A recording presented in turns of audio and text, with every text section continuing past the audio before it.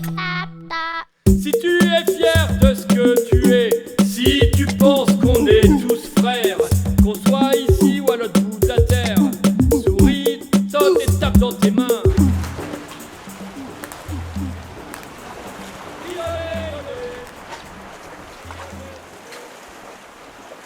Hello!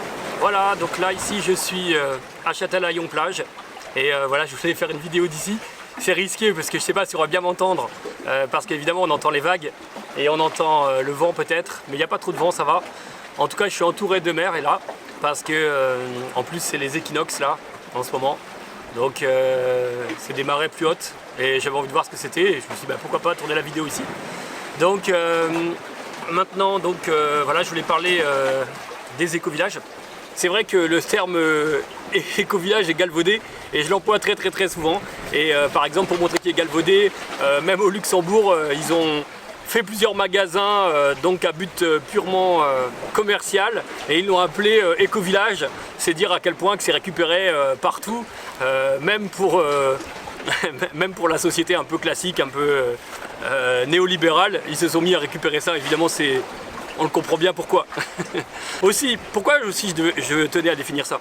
Non seulement, on me le demande souvent quand je parle à un plus large public, souvent on vient me dire à la fin en disant mais c'est quoi exactement la définition des termes éco-village, les termes qu'on emploie, comme ça les termes que j'emploie. Bien sûr, comme je vous l'ai dit dans les premières vidéos, mon livre va bientôt sortir.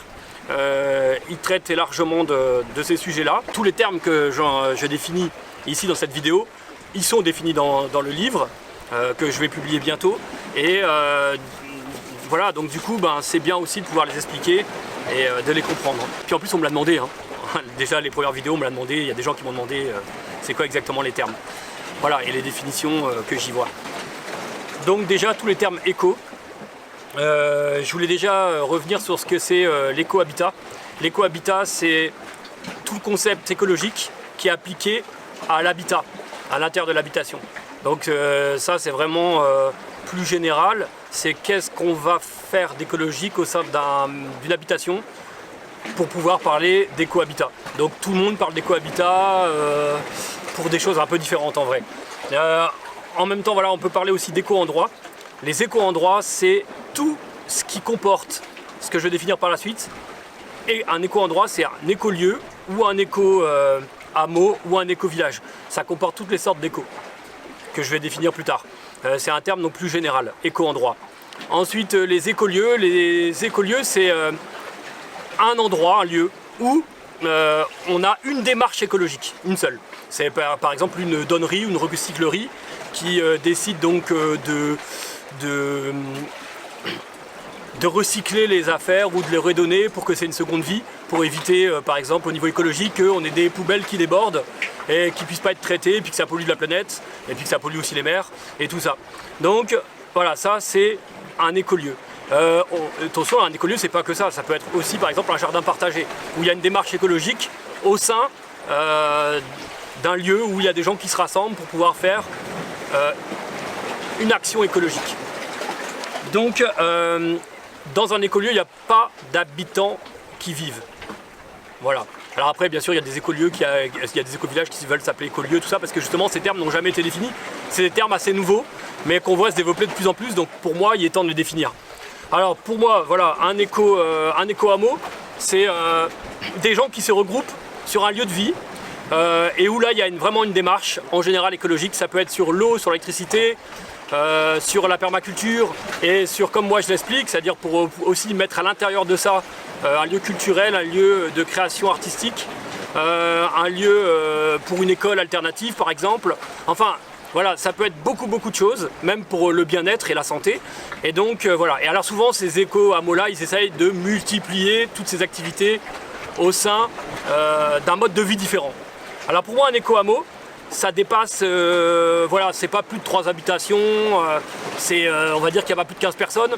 Après tout ça, ça n'a pas été pour l'instant posé, mais de mon point de vue, je pense que si ça dépasse pas 3 habitations et 15 personnes qui vivent dedans, on peut vraiment parler d'éco-hameau, et ce sera la différence avec un éco-village. Un éco-village, c'est exactement la même chose, mais avec une portée beaucoup plus grande, avec souvent sur un endroit beaucoup plus important, Ça multiplie aussi toutes les activités écologiques dont on a parlé pour l'éco-hameau. Et en même temps, derrière ça, on pourrait définir éco-village ce qui a plus de 3 habitations et plus de 15 personnes qui vivent dedans. Alors bien sûr, tout ça c'est sujet à caution, c'est en sujet de discussion, il n'y a pas des définitions pour l'instant qui sont sorties, mais moi quand je l'emploie, c'est ça que j'entends. Donc quand je veux faire un éco-village, c'est possible qu'au début, avec des personnes, ça puisse être un éco-hameau et que à un moment donné, on dépasse 3 habitations, on multiplie voilà, des actions et puis qu'on progresse, qu'on évolue et qu'on devienne des éco-hameaux et éco-villages. Donc voilà, quand j'emploie éco-village, bien sûr, voilà. En fait, j'emploie souvent éco-village pour aller plus vite, c'est un terme générique, mais en fait, si on voulait vraiment définir, ça serait ça. Alors après, j'ai vu aussi récemment des endroits qui s'appelaient tiers-lieux, et dans certains tiers-lieux, alors on va voir aussi des gens qui font la même démarche qu'un éco-hameau, qu'un éco-village, qui font un écolieu, donc tout ça c'est mélangé. Faudrait que je me penche beaucoup plus sur la question pour définir dans ce cas-là le tiers-lieu. J'aime pas trop ce terme parce que ça me fait penser au tiers-état, comme si c'était un lieu pour le peuple. D'un côté c'est bien, d'un côté j'aime bien, mais d'un côté je me demande encore un petit peu qu'est-ce qu'on peut faire de cette appellation-là qui vient en plus se rajouter, même si j'ai vu évidemment des tiers-lieux qui font un travail exceptionnel et qui est avec des gens formidables, évidemment. Donc voilà, après ces termes-là, j'espère que ça a été clair. J'espère qu'on m'entend avec la mer, même si pour moi j'ai pris plaisir à venir jusqu'ici et faire une vidéo. Je trouve que c'est plus vivant que de le faire chez moi derrière un mur blanc. Et voilà, donc je vous remercie et puis je vous dis à bientôt. Au revoir.